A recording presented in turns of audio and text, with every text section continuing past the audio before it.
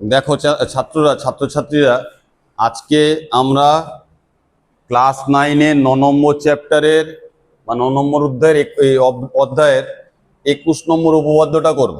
উপপাদ্য 21, ক্লাস 9, উপপাদ্য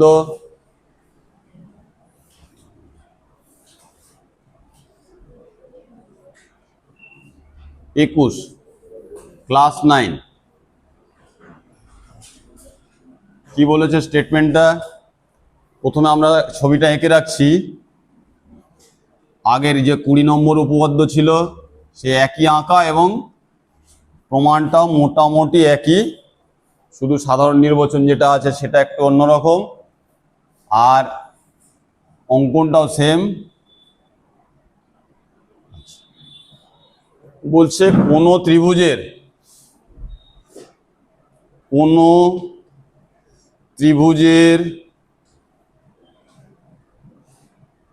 কোনো একটি বাহুর মধ্যবিন্দু, ধরা যাক এই বাহুর মধ্যবিন্দু, সেটা ডি ধরছে।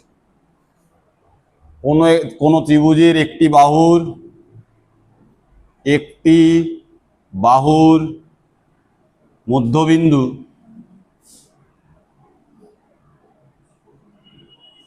ই ডি মধ্যবিন্দু দিয়ে অঙ্কিত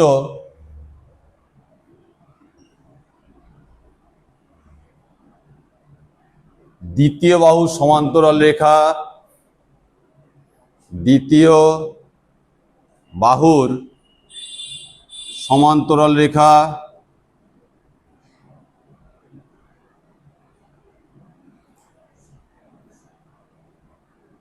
তৃতীয়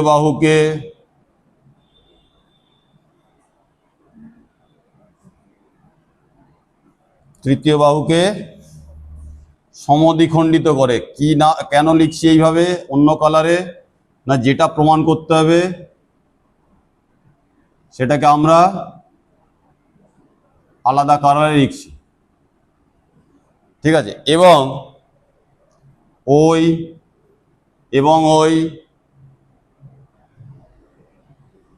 খণ্ডিতাংশের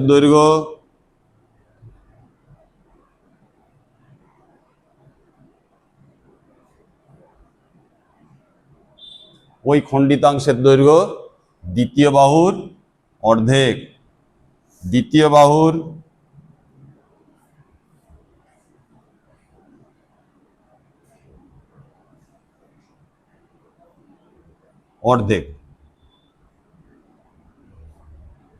হলো?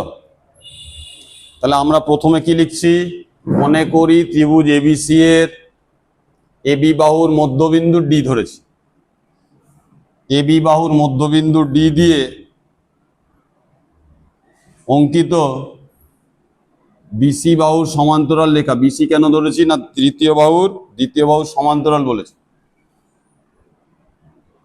এটা ই নাম দিচ্ছি। মনে করি ত্রিভুজ এবিসি এর কোন ত্রিভুজের একটি বাহুর, ধরি এবিসি ত্রিভুজের এবি বাহুর মধ্যবিন্দু ডি দিয়ে অঙ্কিত দ্বিতীয়, অর্থাৎ বিসি বাহু, বিসিটাকে দ্বিতীয় ধরেছে, দ্বিতীয় বাহুর অর্থাৎ বিসি বাহুর সমান্তরাল রেখা তৃতীয় বাহুকে অর্থাৎ এসি বাহুকে ই বিন্দুতে ছেদ করে সমদ্বিখণ্ডিত করেটা আমাদের প্রমাণ করতে হবে, কথা নয়, আমাদের দেখাতে হবে। কারণ যখন আমাদের প্রশ্নটা দেওয়া থাকবে এই বিবৃতিটার আগে একটা কথা লেখা থাকবে, সেটা থাকবে দেখাও যে অথবা প্রমাণ করো যে। তাহলে আমাদের যখন প্রশ্নটা থাকবে পরীক্ষায় যে প্রমাণ করো যে বা দেখাও যে, সেটা হলো সাধারণ নির্বাচন নয়, ঠিক আছে? আর যেটা আমরা মনে করি বা ধরা যাক দিয়ে শুরু করব, সেটার নাম হচ্ছে বিশেষ নির্বাচন, তাই তো? বিশেষ নির্বাচন। তাহলে আমরা শুরু করি লেখাটা। মনে করি ত্রিভুজ এবিসি এর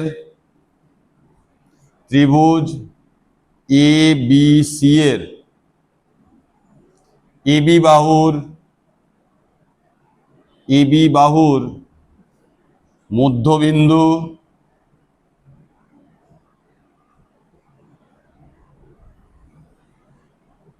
ডি দিয়ে অঙ্কিত দেখো এই লেখাটাই লিখছি, কোন ত্রিভুজের এবিসি ত্রিভুজের একটি বাহুর এবি বাহুর মধ্যবিন্দু ডি দিয়ে অঙ্কিত দ্বিতীয় বাহুকে না বিসি বাহুর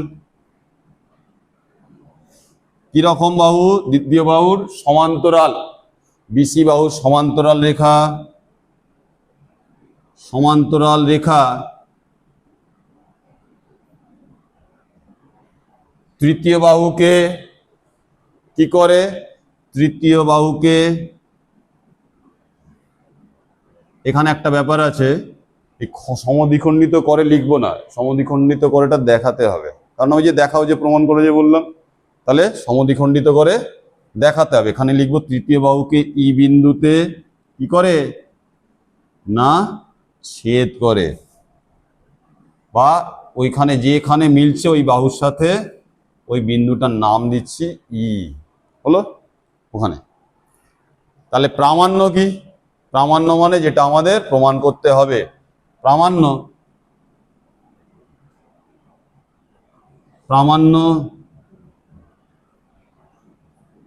কি পাচ্ছি না ডিই, প্রথমে হচ্ছে এই ইকুয়াল টু ইসি, এই যে দ্বিতীয় বাহুকে তৃতীয় বাহুকে সমদ্বিখণ্ডিত করে, তাহলে এই ইকুয়াল টু ইসি। 2 নম্বর কি পাচ্ছি DE equal to half BC, ঠিক আছে, D equal to half BC মানে বিসি বাহুর অর্ধেক। এবারে আমরা এটাকে একটু ছোট করে নিই, তাহলে ছোট করে আমাদের লেখার সুবিধার জন্য এবারে আমরা যাচ্ছি বিশেষ নির্বাচন প্রমাণে লেখা হয়ে গেছে, আমরা ঢুকবো প্রমাণে। কি লিখবো, প্রমাণে যাচ্ছি। প্রমাণ, দেখো আগে অঙ্কনটা কি বলেছে, আগের অঙ্কনটাই লিখবো একদম সেম, পুরীর উপপাদ্যে যে অঙ্কনটা ছিল না, ইডিকে এফ পর্যন্ত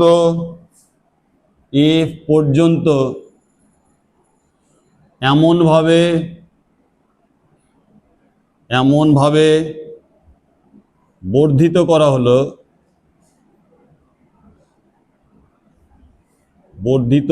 হলো যেন কি হয়, ডিই ইকুয়ালস টু ডিএফ হয়, এমনভাবে বর্ধিত করা হলো যেন ডিই আর ডিএফটা সমান হয়। তাহলে আমরা আঁকাটা কি ছিল, এদিকে ইডিকে ই থেকে ডি এর দিকে মানে বাড়বে এই বরাবর রেখাটা, হলো কি বুঝতে পারছিস বাবা, তুই বুঝে যাচ্ছে তো শ্রেয়া?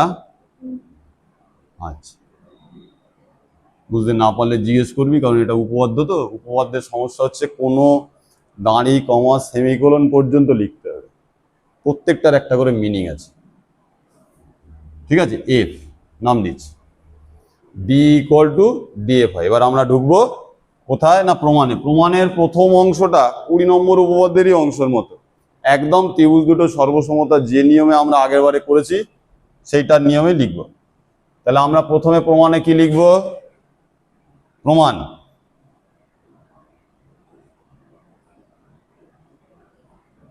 1 নম্বর ত্রিভুজ এডিই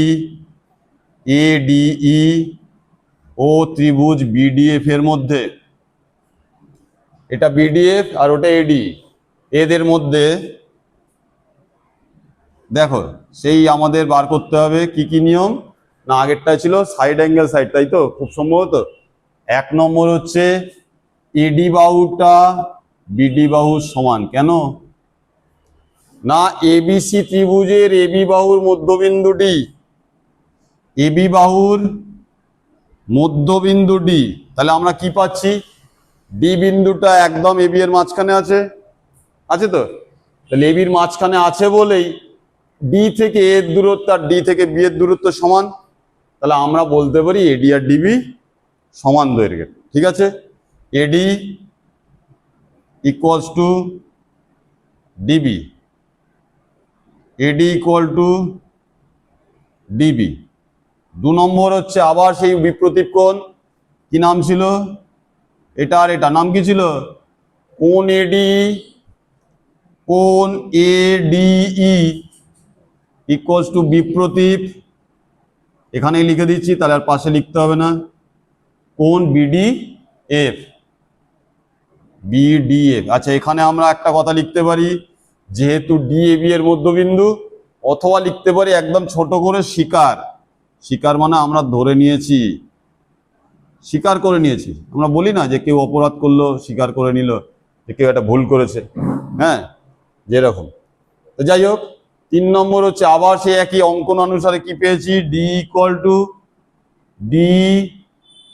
ইকুয়ালস টু কত না DF, D equal two DF পেলাম। আবার কারণ কি, এটা হচ্ছে অঙ্কন অনুসারে। আচ্ছা, ওখানে কল্পনা অনুসারেও লেখা যায়।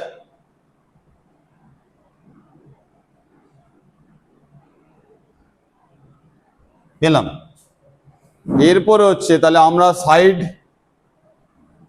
এটাকে ছোট্ট করে এটা লিখছি, তোরা বইতে পরীক্ষার সময় বা প্র্যাকটিসের সময় লিখবি না। এটা হচ্ছে অ্যাঙ্গেল, এটা সাইড, তাই তো।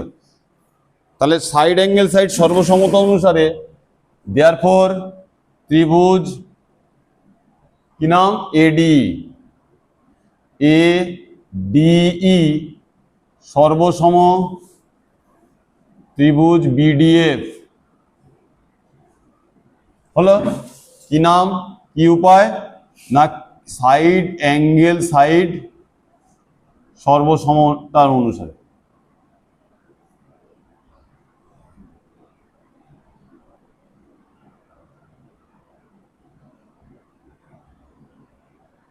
হলো কি পেলাম, side angle side.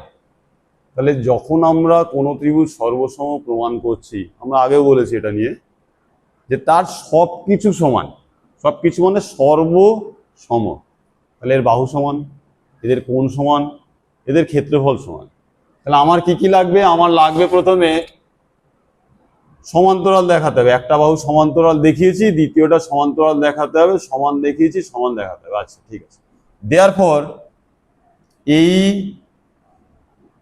Equal to FB, দেখ এটা আমাদের পরে লাগবে, লিখে রাখছি, পরে লাগবে। এবং এখানে কি লিখবো, সর্বসম ত্রিভুজের কি, সর্বসম ত্রিভুজের অনুরূপ কি বাহু। আর কি লাগবে, কি পাবো, কোণ ডিএই, আবার সেই একান্তর কোণ, কোণ ডিএই,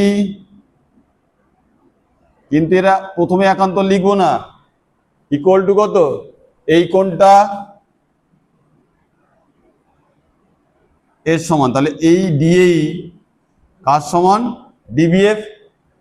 বোঝা যাচ্ছে অঙ্কিতা, কোণ ডিবিএফ।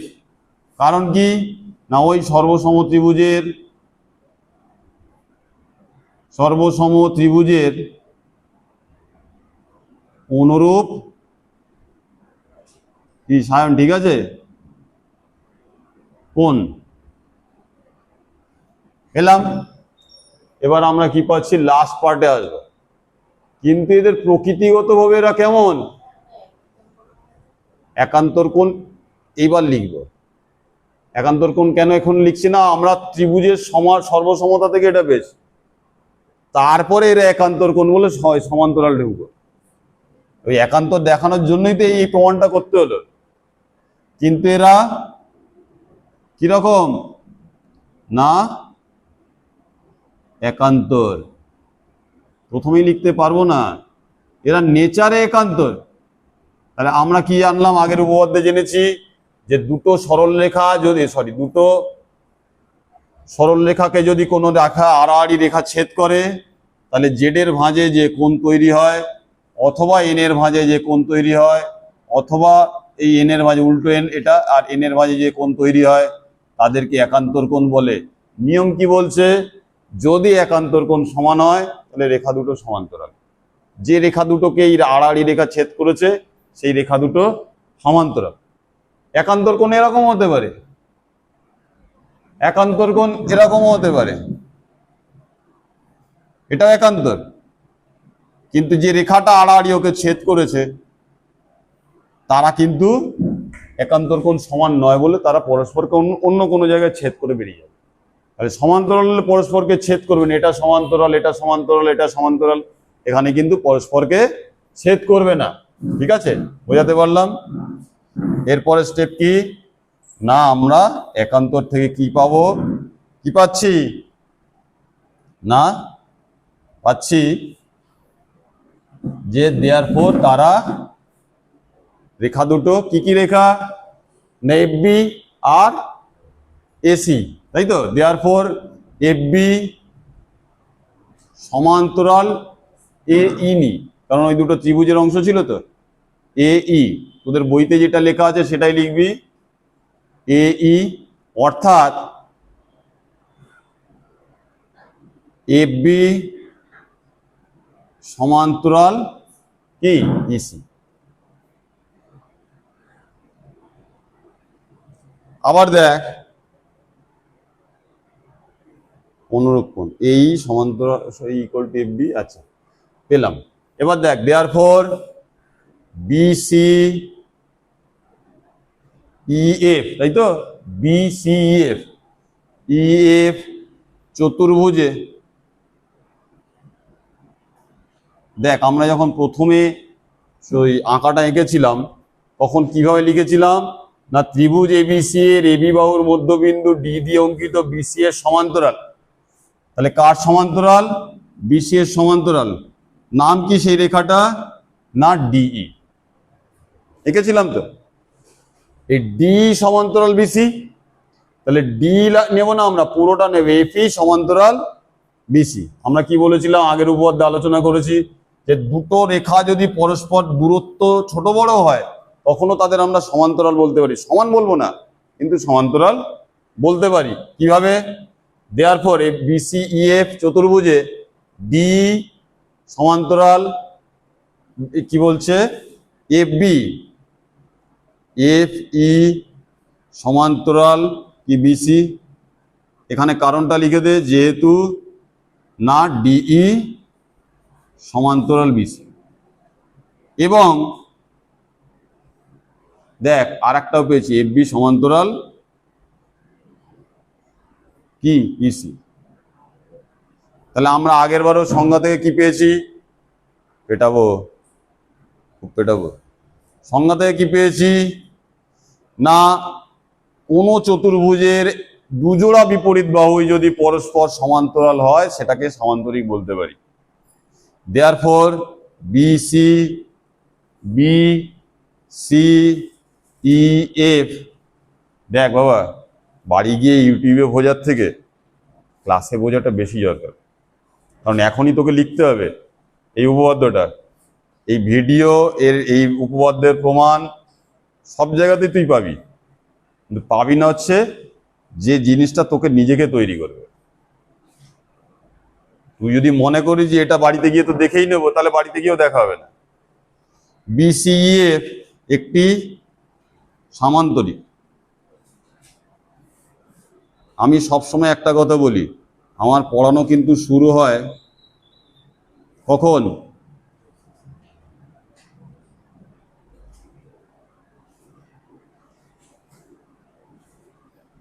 বই শেষ হওয়ার পর। বই যখন শেষ হয়ে যায় সেখান থেকে আমার পড়ানো শুরু হয়, কারণ এই অঙ্ক সবাই তোকে করে দেবে, উপপাদ্য সবাই তোকে বুঝিয়ে দেবে, কিন্তু তুই যখন না দেখে লিখতে পারবি, একটা অঙ্ক বুঝে না দেখে করতে পারবি, তখনই তোর সার্থকতা। প্রত্যেকটা অঙ্ক বই, আমি 4টে বই বলে দিচ্ছি, প্রত্যেকটা অঙ্ক প্রত্যেকটা বইতে করে দেওয়া আছে, 4টে মেথডেই করে দেওয়া আছে। তুই কেশব নাগ নে পেয়ে যাবি, তুই বৈষ্ণব ঘটক নে পেয়ে যাবি, তুই অমিতাভ মিত্র নে সেখানেও পেয়ে যাবি। আমি 10 বছর আগে অমলকে ভূমিকে দেখেছিলাম, দেয়নি, হয়তো এখন দিয়েও দিতে পারে, নাও দিতে পারে, আমার কাছে বইটা নিয়ে আমি বলতে পারবো না। বইগুলো পড়, 300 টাকা দিয়ে বই কিনে নে, তাহলে টিচারকে মাসে এত টাকা দেওয়ার দরকার কি আছে? কিন্তু আমার কাছে পড়লে তুই জিনিসটা বুঝে না দেখে লিখতে হবে, তারপর আমি তোকে বোঝাবো যে কিভাবে পড়তে হবে। এই উপপাদ্য এত সহজ নয়, তুই আজকে লিখবি তো, দেখে দেখি কটা লিখতে পারিস। দুটোই হয়ে গেল। গল্প করলে গল্পই হবে, পড়াশোনা অল্পই হবে। দেখ, বিসি সমান্তরাল, বিসি ইএফ একটা সামান্তরিক। আমাদের কি চেয়েছে? দেয়ারফর এফই বা এফবি ইকুয়ালস টু ইসি। কেন রে, বলতে পারবি কারণটা? বল কেউ। সামান্তরিকের বিপরীত বাহু। আমরা সামান্তরিকের যে উপপাদ্যগুলো পড়ে এসেছি প্রথমের দিকে 6 প্রশ্নমালায়, সেখানে কি পড়েছি না, সামান্তরিকের বিপরীত বাহুগুলো সমান এবং সমান্তরাল। আমরা কি পড়ছি? যখন কোনো চতুর্ভুজের বিপরীত বাহুগুলো সমান্তরাল, এটা সামান্তরিক। এরপরে বিভিন্ন নিয়ম ধর্ম আসছে, তাদের বিপরীত বাহুগুলো সমানও হয়, তাদের বিপরীত কোণগুলো সমানও হয়। ঠিক আছে, তাদের বিপরীত বাহুগুলো সমান হিসেবে আমরা এটা পেলাম। তাহলে কারণটা কি লিখবো? সামান্তরিকের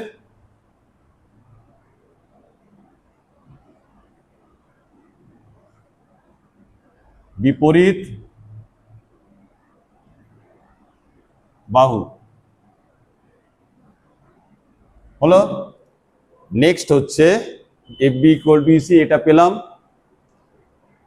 এবার দেখ, আবার এখানে একটা কথা লিখে রেখেছিলাম, ই ইকুয়াল টু এফবি। এই যে এখানে সর্বসমত্রিভুজের অনুরূপ বাহু থেকে, আমাকে তো ওটা প্রমাণ করতে দিনি। আমার প্রামাণ্য কি? এ ইকুয়াল টু ইসি। তাহলে এফবিটা ইসি এর সমান, আবার এফবিটা এই এর সমান। দেয়ারফর এ ইকুয়াল টু কত পাচ্ছি? Equal to EC. 1 নং প্রমাণিত।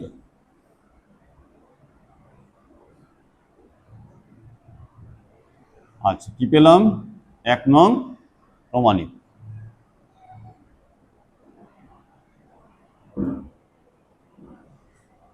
বকি কেন জানিস তো? তোদের ভালোর জন্য। মানে যখন সময়টা শেষ হয়ে যাবে তখন আর তুই মনে রাখতে পারবি না।